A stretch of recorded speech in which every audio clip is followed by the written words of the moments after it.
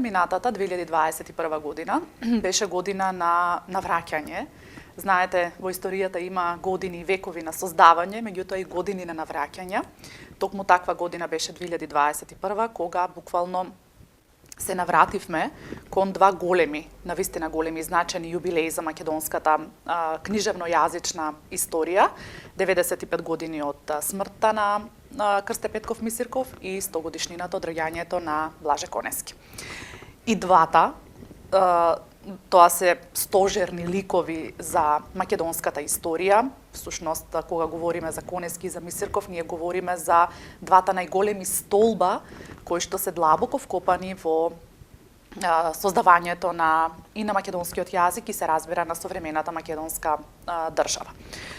Кога говориме за Конески и за Мисирков, се разбира говориме за филолози и лингвисти од светски глас. Тоа се нашите стратези, заради тоа што и Мисирков и Конески се на некој начин носители на двете големи епохи во македонската историја. Секогаш кога говориме за нив се навраќам на она мисла на академик Старделов, кога нели говори за петте најзначајни епохи во македонската историја и петте големи дејци кои што пак на своји плеки ги носат тие епохи.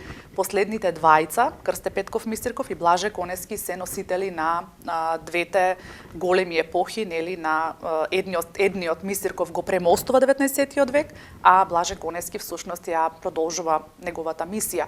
И без нивниот лик и нивното дело, всушност ние денеска не можеме да говориме за нашето постоење, за нашиот континуитет назад во времето.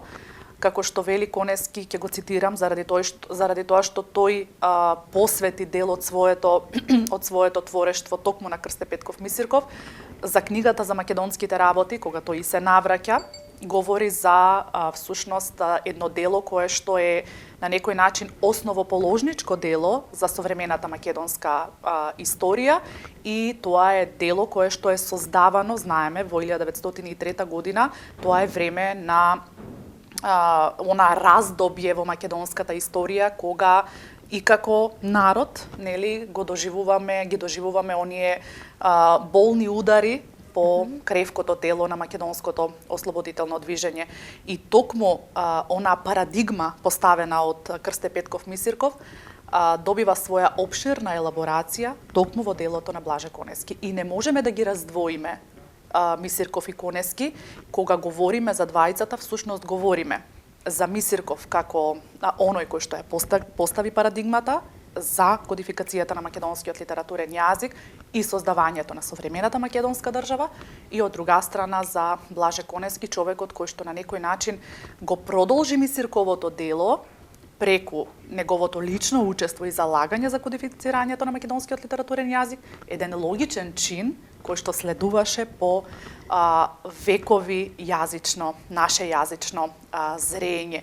И незалудно Конески го нарекува Мисирков претеча, тоа го кажува во неговото дело, и всушност Конески вели, ќе го парафразирам, откривањето на Крсте Петков Мисирков всушност значи откривање на самите себе си.